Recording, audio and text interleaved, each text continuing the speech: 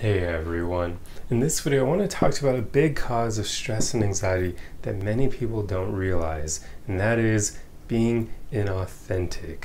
This is something I've realized in my own life where quite often when I'm in a situation that kind of doesn't allow me to be my fully authentic self, I notice that it creates these little amounts of stress and anxiety in my body because I know in those moments I have to hold back who I am. I have to put on a mask, a facade that I'd really rather not wear. But there are plenty of situations where we're forced to do that unless you want to deal with the consequences of not doing so. But sometimes they can be a bit drastic, like losing your job or losing a friendship, losing a romantic partner out of your life, whatever it may be. There are plenty of situations where we just don't fully have the capability to be authentic if we want what's best for us.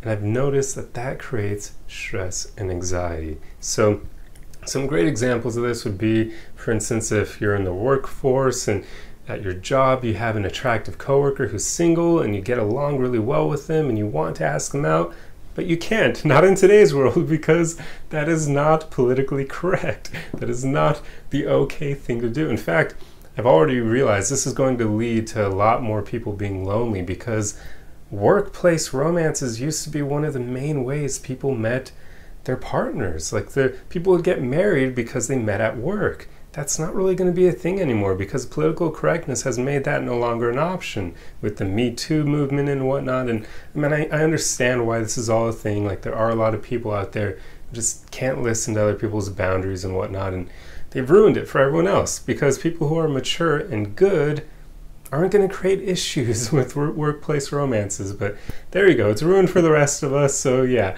So that's one example of this. Another one would just be if you're talking to friends or family members and they say something and you may not agree, or maybe you want to give them certain advice, but you have a feeling that, hey, if I say this thing, I could potentially offend them or make them unhappy. So you hold it back. You aren't your true authentic self with them. In that moment, you will feel that little bit of anxiety and stress because you aren't allowed to be who you truly are. I mean, there's so many situations like this. I mean, this happens somewhat often with my roommate now because I've learned that by being fully honest with him, it backfires. So I'm not fully honest with him anymore. And now all the things that I know about psychology are playing out where it's leading to me building up minor amounts of resentment towards him because I don't feel comfortable calling him out on certain things he does that I dislike. Or sometimes they're so minor, I feel if I were to bring them up, I'd be petty, so I don't. And I just don't want to create the unnecessary tension, especially when I'm basically working on getting the hell out of this situation now, so it's not going to be a permanent thing, so I just want to keep the peace until I'm out. But it sucks. And for those of you who maybe think I'm going against my own advice and with this, remember, I did try being honest with him.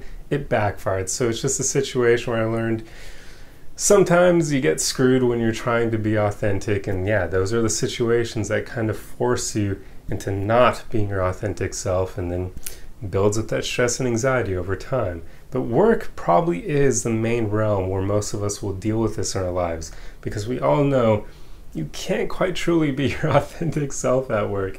You just can't unless you're working like some really amazing non-PC job, but even then there'll probably be some issues with that. I've worked at some places where the higher-ups weren't super professional, and sure, there were moments where it was very fun to work for them.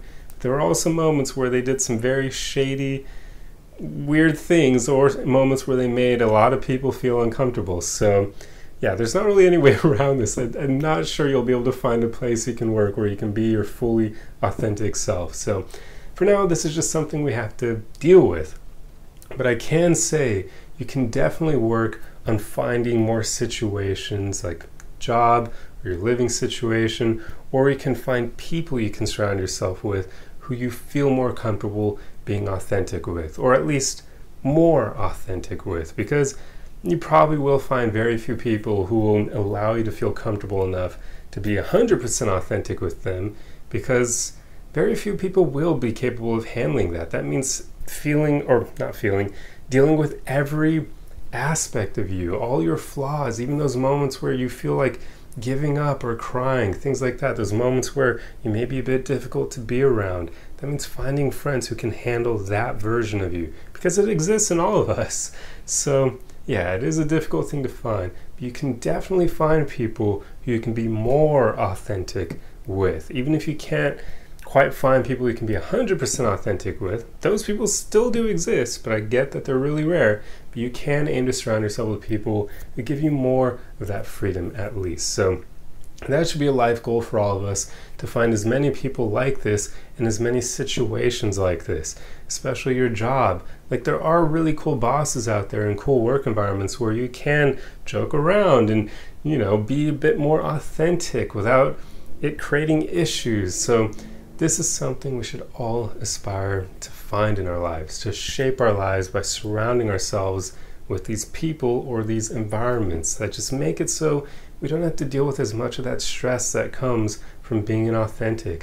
Because it is a thing. At least it's a thing for me, and I've learned in my own life, whenever I have things I'm dealing with, there are thousands, if not millions, of other people who feel and deal with the same exact thing. So yeah, so if I feel this way, there have to be other people who feel that way as well. So yeah, that's pretty much all I wanted to talk about in this video, how this is probably a cause of stress and anxiety that many people don't really realize, just from being inauthentic, from having to wear that mask wherever you go. It kills a part of us. It kills that authenticity that we want to express. But in those moments, we feel like it's not safe.